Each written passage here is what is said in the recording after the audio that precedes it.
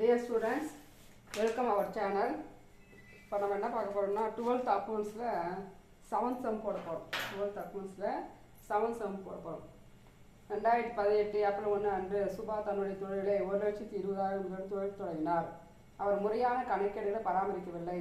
2019 March 31 அன்று அவருடைய ஏடுகளில் பெறப்பட்ட விவரங்கள் பின்வருமாறு.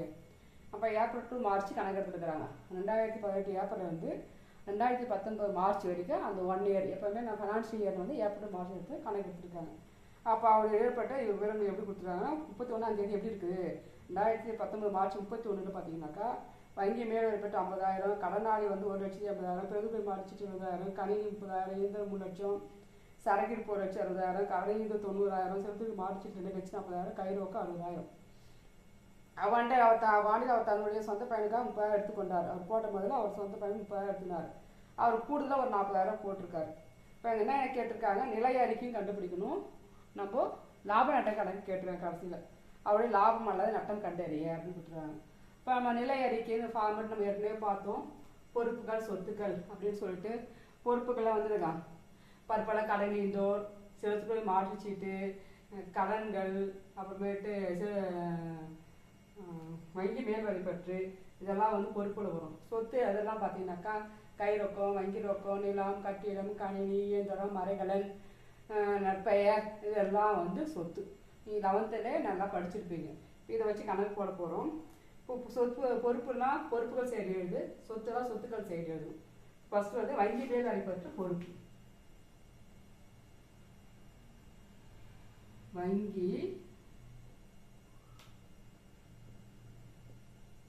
வங்கி மேல் வரிப்பற்றினா பொறுப்பு எவ்வளோ, 50,000 ரூபா. அதுக்கடுத்து கடனாளிகள் சொத்து. கடனாளிகள்னாக்கா என்னது, கடன் கொடுக்கணும், நம்ம கடன் வாங்கியிருக்கோம், கடன் கொடுக்கணும். கடன் நீந்தோர்னா நிறுவனத்துக்கு கடன் கொடுத்தவங்க ஒரு பொறுப்பு இருக்கு. கடன் நீந்தோர்னா ஒரு நிறுவனத்துக்கு பணம் கொடுத்தவங்க, அப்போ நிறுவனம் வந்து கடன் பட்டிருக்கு. புரியுதுங்களா? கடன் நாளைனாக்கா என்னது, கடன் பட்டிருக்கும். கடன் நீந்தோ கடன் கொடுத்தோ கடன் வாங்கியிருக்கணும். கடனாளிகள் தான் சொத்து. கடனாளிகள்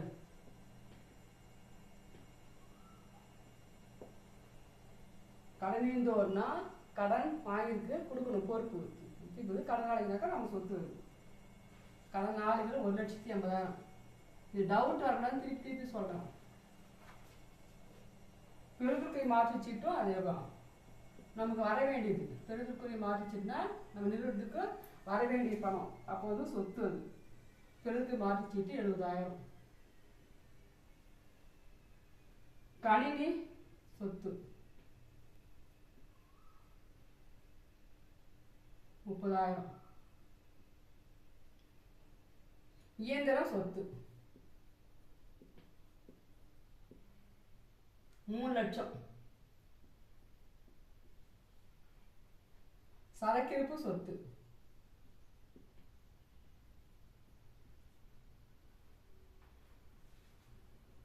1,60,000. கடனீந்தோர் பொறுப்பு. இதுக்கு கன்ஃபியூஷன் வரக்கூடாது. கடனீந்தோர்னா பொறுப்பு, கடனாளினா சொத்து. ஞாபகம் வச்சுக்கோ, மாற்றி எழுதிங்க. அதை திருப்பி சொல்றது. 90,000. செலுத்துக்கு மாற்றிச்சிட்டு பொறுப்பு ஷார்ட்டாக போடுற 2,40,000. கை ரொக்கம் சொத்து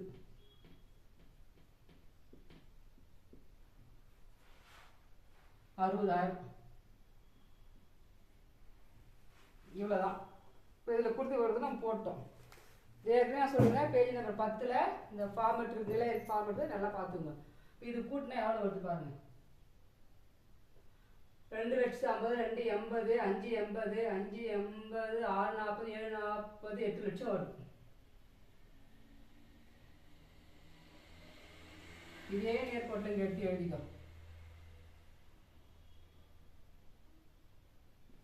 இது எழுதி இதை களி. இப்போ இது கண்டுபிடிக்க போகிறது இறுதி முதல் எழுதிக்கோ. கண்டுபிடிக்கிறது வந்து இறுதி முதல் இருப்பு கட்டும் தொகை.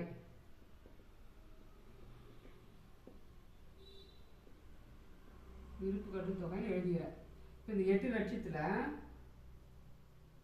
இது எவ்வளோ பாருங்கள், 2 3 30 3 80 கூட்டினாக்கா 3,80,000 ஓட்டுகள். 3,80,000 கழிச்சா 0 0 0 0 10 10 8 2 7 3 4,20,000. இப்போ இறுதி முதல் எவ்வளோ கண்டுபிடிச்சிக்கிற? 4,20,000 நீ கண்டுபிடிச்ச தொகை கண்டுபிடிச்சி தான் இறுதி முதல். இப்போ இதில் லாப நட்ட கணக்கு கேட்டிருக்காங்க. இந்த கணக்கு லாப நட்ட கணக்கு கேட்டால் இந்த இடம் பத்தாது, நாளை இங்கே அதை அழிச்சிட்டு போகிறேன் பாரு.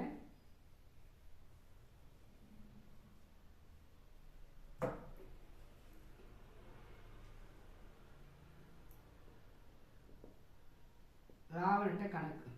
லாப நட்ட ஃபார்முலாவை இறுதி இருப்பு கூட்டுக எடுப்பு கழிக்க கொண்டு வந்த கூடுதல் முதல். அப்போ அதுக்கு வரது சரி கட்டப்பட்ட இறுதி முதல், அது தொடக்க முதல் கழிச்சுன்னா லாபம் கிடைக்கும். இப்போ எழுதிக்கோ, இறுதி முதல்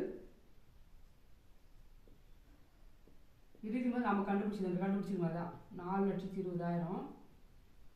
இதில் கூட்டுக எடுப்பு எவ்வளோ பாரு, 30,000 அவருடைய சொந்த பையனுக்காக 30,000 எடுத்துனார். இப்போ 30,000 கூட்டிக்கோ,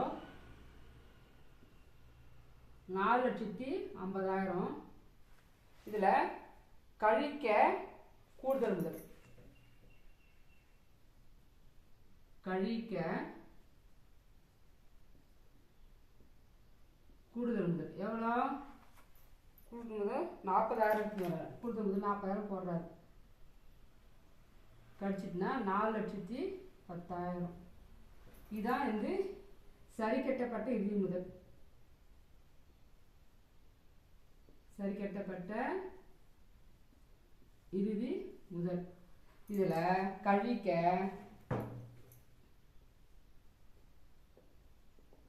தொடக்க முதல்.